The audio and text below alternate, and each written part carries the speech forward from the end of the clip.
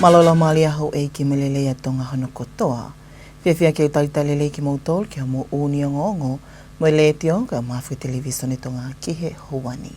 Wakai koia ki ngahi ulu i ngongo, tu o te palemia no sila i tongani i he ahoni ko e a ahi whapure anga aho ewa pia me palemia o tongani. Lau manu e kakai Pacifica na te fua e pāka Western Spring o Aukalani no sila, i e whaosinga wike kono katoa ngai o e Pacifica Festival. Pea leko te potungai polisia mo ui honoua ke malolo tupu mihima o ehe ohila. E te iai pe me ngahi taranoa ki he anaiangi whakataha me wakai ki whamimitaha me he malae o sipoti ka uma afu ki whamatala ea. Na koe wakai lewa eni ki whai ki ko a smoli tātu i vai. Ko tō o tei tongani he palemia no sila Right Honourable Christopher Luxon i ene a ahi aho e ua mai ki tongani ko e konga e ni fōfua a ahi ke Pacifica ke he tā ua noa wao no. Ko e mea mai eni ki tongani palemia no sila hilia e ni a ahi atu ki Haamoa ai o whakatahai mo e palemia o Haamoa la auli lea mali e toa Shamit pe a whahoko foki mo e o wau makehe ko hono whanofo e hingoa matapule pe ko e matai eni ma ai palemia no sila. Ko e whalanglang makehe me he pole anga o Haamoa. Nei tu uta mai pe palemia no sila whakataha mo e kau mui wholao a talitali ki nau tol e he ki palemia no pele whawhanua i he malak wakapuna fo a motu. Nei whakahauka whoki mo i whakataha makehe ai ongo palemia ai ako no pele whawhanua mo Christopher Luxon mo e kau whaiongongo i he whiawhi o e ahoni ka e tok tukua te whakaikiki ai whakataha angani a muiangi. Ko i a ahi ko eni a Christopher Luxon e kawatu ki he aai ki ngahi polo kalama ngau ki he i tongani kua toko ni i pe whakaivia e he pole anga no sila i he tawhaaki pe sektoa ki he ako polisi langa whalakalaka mo sektoa e ngowe mo e whi whakatau aki. Ai ko ngahi polo kalama e kua whakatutu ki a pongpongi ki mo a pia kakato e aahi i he whiawhi pongpongi pia ne me ato e pe o whoki ki no sila. I he kamatata ngā aue ai potungai meide ke tau wanoa wano. Nei whakatua ai polo kalama ngai fo i he interneti ke tokoni ki he toi waweangi ai ngā aue ai kau ngā aue pia toi lele ai pe ke whalakalaka whalakofua ai ngā aue i he potunga aue. Pia oli e mo e whaikiki. I he whamatala e pure lahi e potunga aue meide sia ne akau ola ko polo kalama ngā aue koe ni fo i interneti au ki loa ko dashboard. Pea kune to e whawhainga maari e ia ngea ia wakai ko ia ai kautaki ki he tuunga ngā ue whakahoko. Pea toko ni lahi au pito eni ki he to e whaano pōni ange ai anga o ngā ue. System koen peko e mea ngā ue koen ko whahoko he pot ngā ue ke whakalakalaka ke whahoko whatongia ai pot ngā ue ki he kakai whanua. Peko e dashboard ko hono tau pehe ko hono ohake pe ngā ue kumau whahoko he taimi ni ki hare e volo o ku toi ki whakakomputang o ngā ake teknolosia ke waweang. Te sport ko tiu o malawai ke access pe ku iai whainga maari ai o e minister ke mea ki he ngā ue whakalukufua kotoa pe ai potu ngā ue whakatatau ki he ola o whai whakaamu ki ai pia moe ngā ue lorotonga o whakahoko ki he ngahi ngā ue ko ia. Koe pia moe pia koe minister ku mea ia ki he kātoa o sistemi whakalukufua. Me he ngā ue pe si o alo au ki he tokotaha ngā ue i he levolo maulalo ange i he potu ngā ue. Pea koe ai tatau pe ia pea mo e access ICO o malawa ke u hupe ki he system koe ni o sio o ilo ai ngahi ngā ue mo e tuunga o kui ai i he taimi pea mo ngahi mea kua malawa ke whakahoko i he ngā whakalukufua e potu ngā ue. Pea toki aruhi whai ke ngahi levolo o e access ki he tuunga ki lalo o whakangata pe ai kautare ki tau aruhi whai. Kua lava e face uraki. Aia ko hono whakahoko e fo i polokalama whakalukufua pea access ka administra ko e motuani bai mo kautare ki ta. Pe a kau ola ko polokalama ngā ue ni ko osi hā mai ai ola ni lei o tuunga hano ngā ue aki talumi he kamata ngā ue tau ni.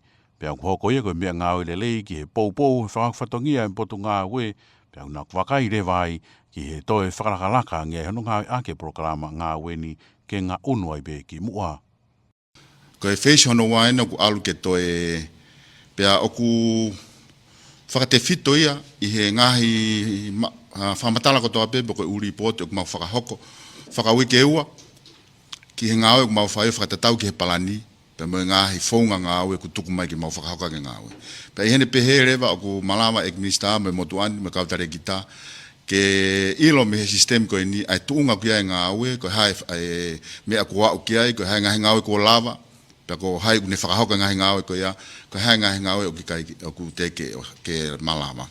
Ka pati mu whatonga I ai, o tuai aki ai information ni ia ai wike ua. Ko face ono wanu maunga onu ki ai ke toe, aruhifo ai ngā ake, ai mea ngāwe ko ini o au ke ngahi revolo I lalo, pe a malava ai ke update pe pongpongi, ai ngahi ngāwe ku malava o malava I motuani, pe a mo ngahi sinofai tutuni, ke mau toi ki I real time yang ai sio ke ngāwe, me mea whakahoko he potu ngāwe. Be voke CEO I hoko atu ahano whakaaonga I programa ngāwe whakaano pōni koe ni, malama ke toi wakai ngia I ke ngahi ngāwe o ku whia mau ke whakalelei pe whia mau ke whakaivia I he taumua ke toi lelei ngia I ngāwe potu ngāwe ki he kaha o. Taha mahu inga o programa koe ni, o ku malawa rewa ke whakate fito ai whaitutuni ai ekminista mo wharei o kou whai mo whaitutuni o kou whakahoko I he information po effect. Peisi he I he ngahi whamatala mau me sistem ko ni pe lawa o Moimoi I ofe ngawe ku whakahoko pe ka pau alu atu o tuai I hatafaaki o malawa pe he sistem ko ni ken talamai kau ko e waa koe ko e tafaaki koe o ki tuua ngawe kono ngahi uhi ngae. Pe ko tui hange e foku peke mea na whamatala ane nai ki I he kamata anga. Ko e kamata e ke mau whaka lerei ai whaunga ngawe I loto he ofisi. Kene o mai hasi e veso to e rereang mo vawe ke kakai whanua. O ku whamalumalu fo ke potu ngāwe meidek, waa ki he mau anga whamatala, kai pe ki he waa ngāwe ki he no tokanga I kina ngahi whatamaki whakakompiuta pe cert Tonga, ai au ku kaulelei, ai ngāwe ake porokalama ngāwe ni koia koe dashboard, ki he whakapapau I ai au sia he ongo waa koe ni, ai na ngahi taumua ngāwe, ki he tuwha ke whakamatala I he whaunga hao mo vawe, kai pe foki ki he whapapau I o ku malu anu ngāwe aki o kompiuta. Ko le ko te potungai polisi e mo ui honoa I he tauni ke malolo tupu mei he mau e he uhila. I he whamatala ko tuku mai me he potungai polisi koe pekia koe matapuli ta ua hiwa mei utu lau. Koe whatuta maki koe nina e hokoia I a flaiti o wike ko o si. Kai ke hiktuk mai pe whakatokanga mahu inga me he kau polisi e fie mau ke toi longo mo ui pe a aange I he taimi o ngawe ake mau anga uhila, ka uhi ko ha koe hā mai koe hoko ai mo ui o kumole me he mau e he uhila. I kai ngatai whi mau ke toi toka ngange I he taimi o ku ngawe hala aki ai ngahi nau uhila. O kai whale I ke kakai whanua ke whapapau I ngahi kautaha mau anga uhila o ku ngawe aki o ku nau laiseni pe o ku mau hanau laiseni mo hangahi tau kei whaka uhila. Pea nei lau mana kakai me ngai whanua ke he Pacifica o kawai mo Tongani I ahia ai Baka Western Spring I Okalani no Usila ke no katoa ngai o e Pacifica Festival I wha o singa o wike. Ko tau mua e polo kalama koe ni, koe whakawhainga malie ia pe koe whainga malie lele ke ngai whanua e Pacifica ke nau whakatahataha atuai o whakahai e nau ngai whaiwa tu whanua mea toko tu whanua mo ngahi mea kehepe. I he whaik eke hanga tono e ngonga le te otonga me tali ki te Pacifica Festival Chet Savali, nani pe hei. Ko tau ake eni e tolu ai whakahoko e polo kalama ko eni I Aukalani no Usila. Nana tui pehe ko ta uni, ko ngai whanua tahataha me Pacifica na nau kawa ke Pacifica Festival, ai ko lahi taha ko ngai whanua me Polynesia, me ngai whanua mai Kolonsia. Ka hui koe mahu inga le o pe e taha ngai whanua e Pacifica, o tonga whai ngawe lahi, ki anu whakakau mai kakai, pe koe matakali me Lansia, I he mahino, o I kai ke toko lahi matakali me Lansia, o ku nofo I no Usila. O kau ki hene matakali Papua New Guinea, Solomone mo Vanuatu. Lolotonga ni au tono e ngongoni ke e lia whanofnofo ki ai a Tonga, nai whaik eke ai e pole o community Tonga I no Usila Sakalia Pusiaki, nane pehe, ne ongo o ku aho pe e o e polo kalamani ka, koe whainga maari e lahe ke kakai Tonga, ke na whakatahataha mai o whakahoko, ngai whakaari kehe kehe, o kau ki ai tau o lunga whakatonga, mea tokoni whakatonga mo ngahi mea kehe kehe pe. Pacifica fo ki tau lahi e lere. hoko ia i tāu katoa pia hanga mea ki unki ai. Kawin he programa lahi taha i Southern Hemisphere. E whakafufu a koe lai mea mare tau ni. E au he hiwa mano kakai te nau fōua mai. E koe ukolo e tahtaha. Oku nau kau mai he Pacifica koe ni, mau musio piki ai. Kai ke ngata pe whaiva, kai ngata ngau e whakamea, kau mai ngahi mea kai.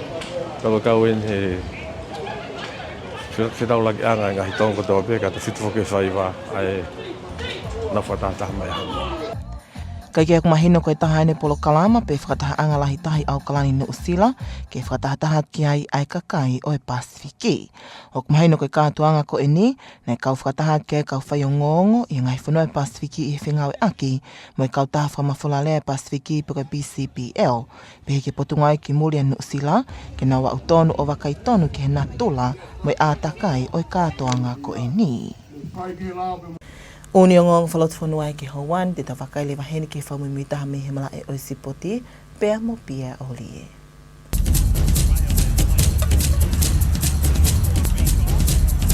Malama tau kei whiloangoa ki koe wakaini ki mala e o sipoti. O kei piki tai pia mit whila Tonga moana Pacifica te vita Latu i he mala e haka pulu inu ni mo whiau hi Super Rugby Pacific hena e mohe misi ki ai. Neo nei whatoka te Latu haka pulu inu ni mo mala e basketball for Amerika i he nea koe kolise o Pakuranga ka koe ne ukei whiri peke nofo i he mala e supa. Nei tupa haka Latu o manako e basketball o whiri ai ki hoko atu ni whaari ali i he kolo basketball o e wa ingai i he mala e sima o Filipaini he wanoa tahi wa. Rotoka nina e lahi ange ta e lata Latu hene mawahe mei api ko i eina e pau ke foki au kalani o ta foki ki he mala ka pulu inu ni o nofo ai be o au ki au ni. I ne foki ampi na ia ngahi whiri na whianga ngai moia. Pe pāwai ke whakamau hono loto, kai whekumi ke he sipoti e na pangapanga maari e mohono tare ni ti. Ko e nei pāwai ke nofo e mitwhira taua whitoni he moti saute, pe a si ake ngahi whimau ke he kai nofo tahambe ki he kalampu ko e Northland mo Canterbury ke mohano uia ki he moana Pacifica. Nane whaha whoki ai o ku sola ki he malai aka pūru whapau whesnare, ka kua pau ke whipaki mo ngahi pōre, kai lava ke ako mi ai, pia na ane i kai whoki ke mamao mi ai, ai ni oski a verenga whamau sino, mo tu yaki ke i kuna i ni tau mua. Nei pe whoki lantu na ia i ngahi pōre, na ni ahi ia, i ngahi tau e ne wa inga i e whiau hi whamahe ko ia Nu'usila, kana ia i e awai wahana ane kei puke ia, ke au sia ne tau mua ki he tōmu aki aka pūru whapau whesnare. I kai ke ngata bea i kana e hoko whoko e tamai he tau ko si, pe pawai ke loka i he ne whakaukau e harafononga ke mui ai, kai lava ke nofo taha e ne toka ngā he tauhi, ai tōtōne tō taha aka pulu inu ni, mo mawai bea ui me moana Pacifica ki he whiau he supa e tau ni.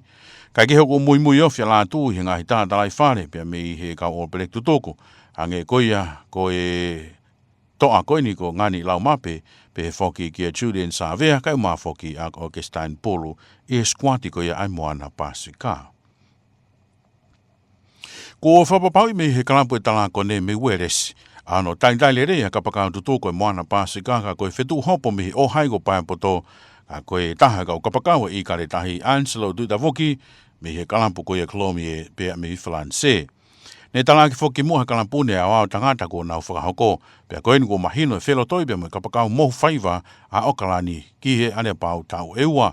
Nei whakari aile tuita voki heipo maamani wanoa watoluma i kare tahi, tohi aine vainga hiva rotonga, aine vainga whakalampu ko e mai Hawke's Bay, pe he whoki moana Pacifica, pia koe ni, ko hiki ato vainga malu e whea ko haamua ko ia, ko filo tia, ana whenga aki whakataha pe Nu'usila. Ko foto historia fo o Haamoa pe fosfoka e whiau koe kau taha fuhu a maamane o iloa ko World Boxing Future Cup i Bangkok, Taileni. Koia ko tohia e whine mui koia ko Kelly Perez, a historia fo o hene i kuna e fua me tani koula he whiau koia he ni koromua o Taileni pe hamusileva Anthony Patti ai me tari polonise.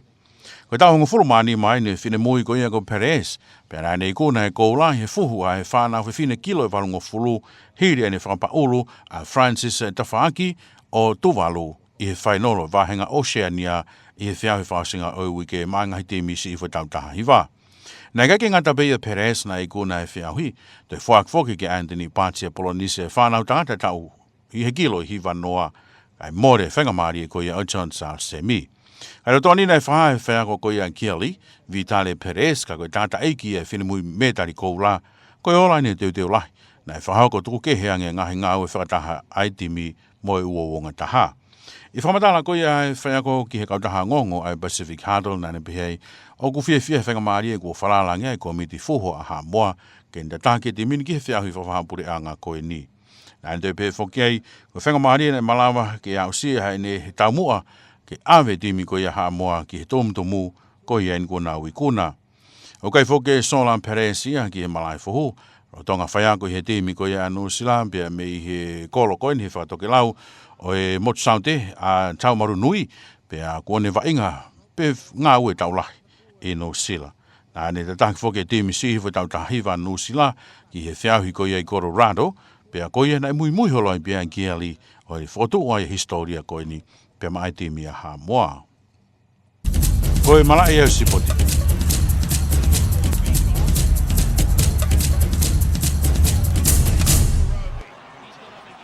Ko pia oli e me whamui mitaha me he mala e o sipoti, te tau wakai lewa heni ki he tuunga o ea. Toko me me senta whamantala ea tonga whamotu, whahauka tia e pesa kuila.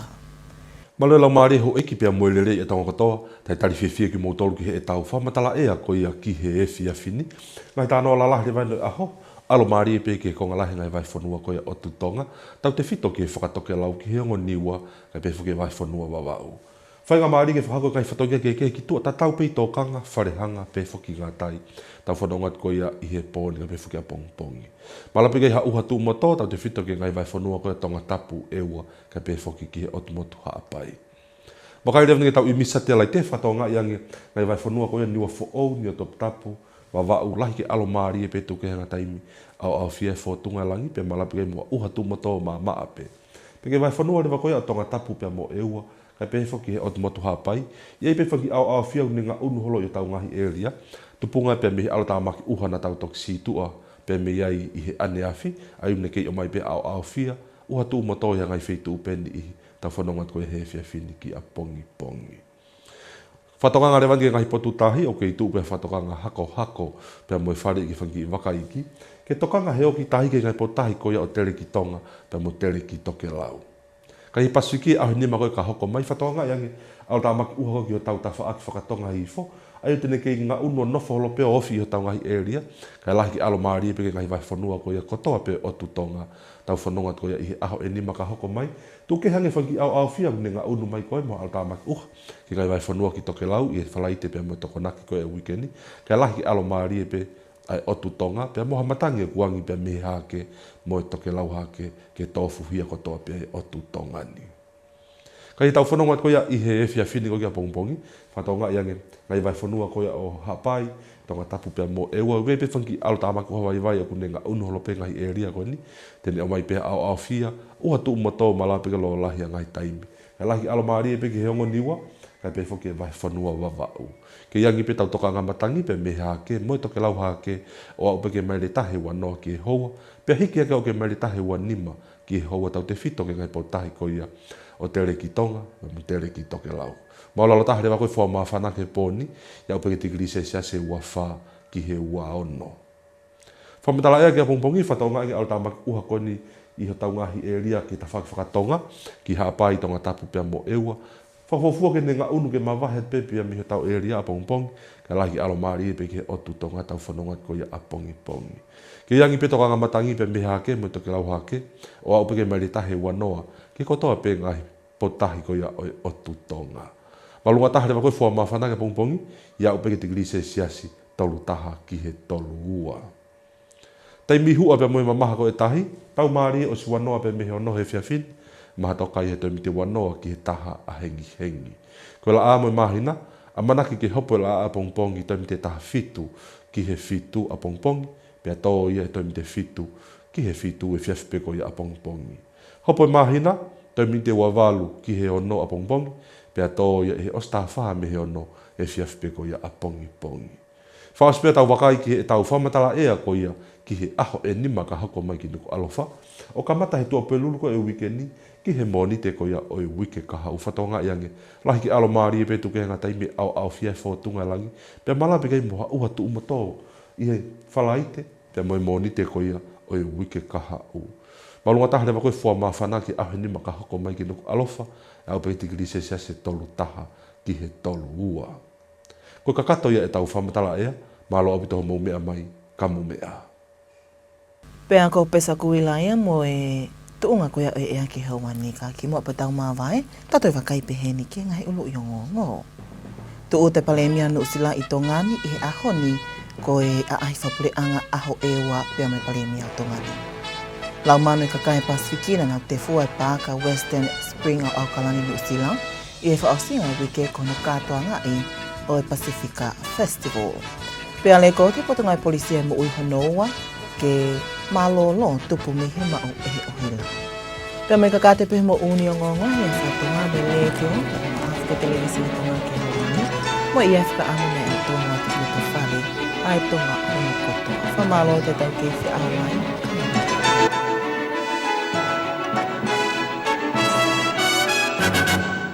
Good evening and welcome to your English news package with radio and television Tonga News for tonight. Making headlines, New Zealand Prime Minister Right Honourable Christopher Luxon and delegation arrive in Tonga this afternoon. Police confirmed death of a 29-year-old man in electrocution incident last week. And Pacifica Festival in New Zealand celebrate culture and tradition of Pacific communities. We'll have these and more stories later on in the bulletin together with sports to wrap up with the latest weather update. Now for the stories in details. The Prime Minister of New Zealand, the Right Honourable Christopher Luxon, has arrived in Tonga for a 2-day visit as part of his first trip to the Pacific for the year 2026. The New Zealand Prime Minister arrived in Tonga following his visit to Samoa, where he met with Samoa Prime Minister La'aulilea Malietoa Shamit. Prime Minister Luxon arrived together with his delegation this afternoon and was welcomed by the Tonga Prime Minister Lord Fafanoa at St. George Government Building. A joint press conference between the two Prime Ministers and the media was also held this afternoon, and we'll have an update on the details from the program later on. Christopher Luxon is scheduled to visit a number of development programs in Tonga that was supported by New Zealand, including in the areas of education, policing, infrastructure development, and the agriculture and trade sectors. These visits are planned for tomorrow before the visit concludes in the afternoon and Prime Minister Luxon returns to New Zealand. At the beginning of the 2026 working year for the Ministry of MEDEC, a new online work platform was introduced to help keep the ministry leaders up to speed on operations and be a tool to cooperate positively to the overall progress of the ministry's work. Pia Olie with more on that story. According to the CEO of MEDEC, Sione Akauola, this new online platform or dashboard makes it easier for management to monitor the progress of ongoing work and greatly supports the modernization of work processes. Akauola stated that the program has already shown positive results, although it has only been used for a short term from the beginning of the year. It has proven to be an effective tool in supporting the ministry's responsibilities, and they are now looking to further take things to a further level. The CEO added that the continued use of move towards more modernized systems, such as this dashboard, will help identify areas of work that need improvement or strengthening and aids in enhancing the overall performance of the ministry. The MEDEC Ministry also oversees the Information Services Division as well as the Computer Emergency Response Team or CERT Tonga. The use of this dashboard system plays an important role in ensuring these divisions archive their objectives, particularly in delivering information quickly and securely, and in promoting safety online. Police have recorded the second death in relation to electrocution this year. Information from the Tonga Police stated that 29-year-old man from Utulau died in an electrical incident last Friday. Police have since issued a warning for people to practice cautious when working with electrical wires or appliances, as they see a rise in the number of lives lost in electrical incidents over the years. However, police also stressed the need for the public to be ensured that all electricians or electrical service providers they engage with a properly licensed to carry out the work they are hired to do so, also emphasizing the importance of leaving electrical works to professionals and not taking matters into your arms.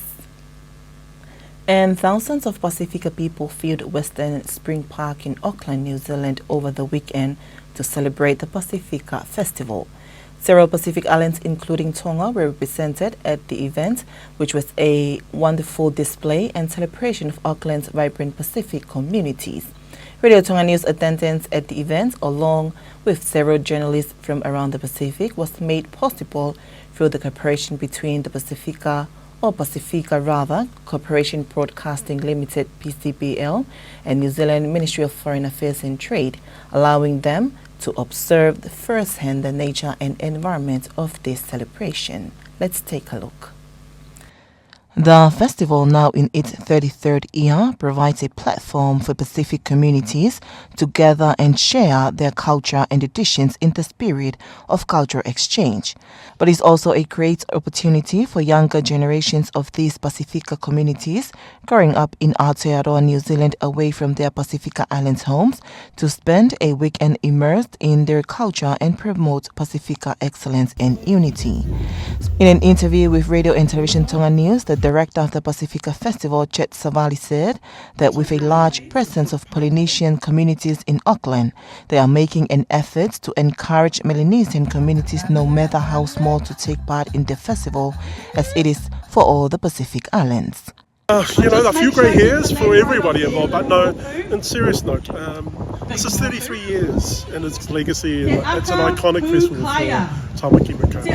To be celebrating Pacifica culture in this way is unique globally, but also where I want to honour our communities from back in the day, but also the communities that are our diaspora, that are our future for Pacifica. So for us, really important to celebrate everything that is Pacifica, both past, present.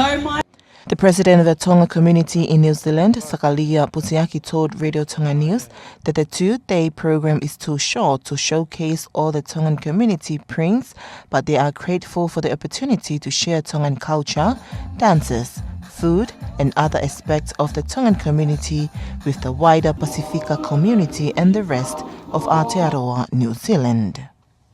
That is your local news. Sport is up next with Pia Olie.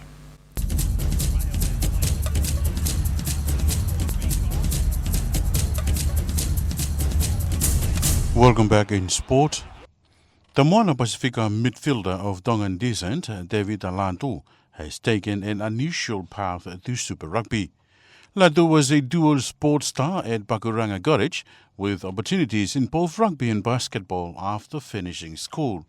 He chose basketball first, traveling to the Philippines to play college basketball.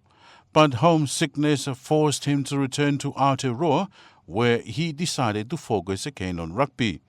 The 27-year-old admits he was not ready for the demands of professional rugby early in his career. He spent 4 years with Southland and also had seasons with Northland and Canterbury before joining Moana Pacifica. Latu says discipline off the field was a challenge during his early NPC years.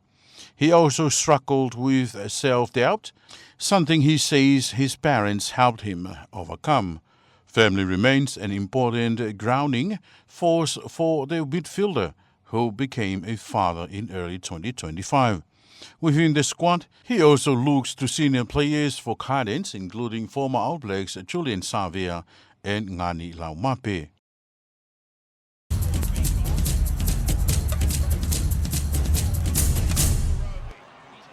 That is Pia Olie with your latest sports news. Now for the latest weather update, to be presented by Pesa Kuila. Good evening, Tonga. Welcome back to our weather forecast from Tonga Met Services. Our headline for this evening, we expect fine weather over most parts of Tonga, especially to the central up to further north of the group, and it is great for outdoor activities, but please take note, a possible showers of rain, especially for Ha'apai, Tongatapu and Eua. From the satellite imagery, as you can see, there is a mainly fine weather over Nuku'alofa near Tongatapu and Vava'u with clear skies. Apart from Ha'apai, Tongatapu and Ewa, there is a fair bit of low clouds, moving in with a possible occasional showers for Tongatapu and Ewa from this evening until early tomorrow morning. For the current warnings for coastal waters, a strong wind warning and small craft advisory remains in force for Tonga and Tokelau coastal waters. Across the region the next 5 days, as you can see, there is a trough still lies and remains over the western parts of the group, with a mainly fine weather for all of Tonga land areas, apart from this trough approaching from the north by Friday to Nuku'alofa and Tongatapu and becoming fine by the end of this week. However, east to north easterly wind flow dominating our areas in the next 5 days. Let's bring in the weather closer to home into Island Division. From this evening until early tomorrow morning, we expect cloudy at times with developing occasional showers for Ha'apai, Tongatapu and Ewa, and becoming fine by early tomorrow morning. Mainly fine over Nuku'alofa, near Tongatapu and also Vava'u, with an east to north easterly winds reaching up to 20 knots and rising up to 25 knots, especially for Tonga and Tokelau coastal waters, and the overnight minimum temperature of around 24 to 26 degrees Celsius. Forecast for tomorrow, we expect this similar condition of this trough expected to moving away from the group by tomorrow morning, and mainly fine for all of Tonga land areas with an east to north easterly winds reaching up to 20 knots and a maximum temperature for tomorrow of around 31 to 32 degrees Celsius. For the tide prediction, high tide at 6:20 p.m. this evening, low tide at 12:40 a.m. After midnight tonight. Sun and moon, sun will rise at 6:43 a.m. tomorrow morning and will set at 6:53 p.m. tomorrow evening. Moonrise, 5:32 a.m. tomorrow morning and moon set at 14 minutes past 6 tomorrow evening. Wrapping up with our 5 days outlook for Nuku'alofa starting this Thursday until Monday next week, we expect mainly fine weather apart from cloudy periods with a possible scattered showers, especially for this Friday and Monday early next week. And the maximum temperature in the next 5 days for Nuku'alofa of around 31 to 32 degrees Celsius. Thank you for tuning in. Malo Aupito. See you next time. That is Besakuila with the latest weather update. But before we part, here's one final look at tonight's top stories. New Zealand Prime Minister Right Honourable Christopher Luxon and delegation arrive in Tonga this afternoon. Police confirmed death of a 29-year-old man in electrocution incident last week. And Pacifica Festival in New Zealand celebrate culture and tradition of Pacifica communities. That's it for tonight. Thank you for your company. Good evening.